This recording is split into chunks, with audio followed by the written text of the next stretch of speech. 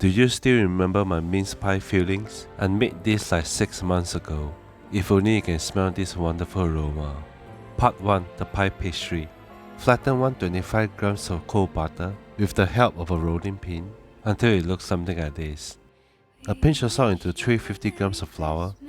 Rub in the flattened cold butter. Do not overdo it. The end result should be flaky and not crumbly. It should look something like this. 125 grams of sugar. Mix in gently, take your time and don't rush. 2 eggs and 1 egg yolk. I'm going to use a scraper to break everything into a dough. Do not be tempted to knead it into a dough. And now it's done. I've forgotten about the orange zest. C'est la vie, I must be getting old. Anyway, transfer into a lightly floured surface and sort of fold into a smooth dough. Transfer onto a parchment paper and roll it out gently into a rectangle. Wrap the dough with parchment paper and chill in the fridge for at least 2 hours. Part 2. The Frangipane. Whip 125 grams of butter until mayo consistency.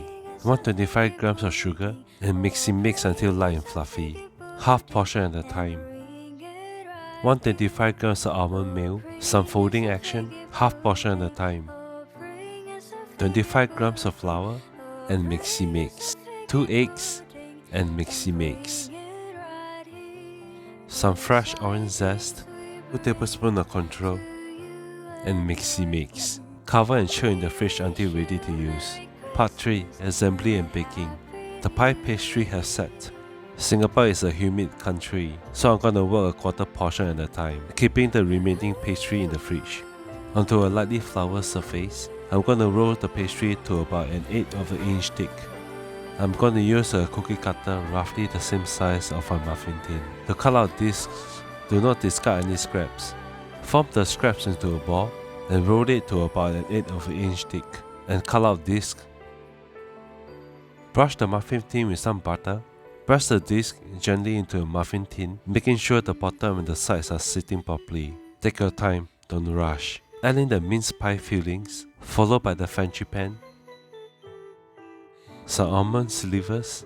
Bake at 190 degrees C or 375 Fahrenheit for 15 to 18 minutes, rotating halfway through and continue baking until it looks something like this. I'm more excited to side to cool down slightly. Some icing sugar, and now it's done. Get the full article at fatdo.sg. Let's devour this.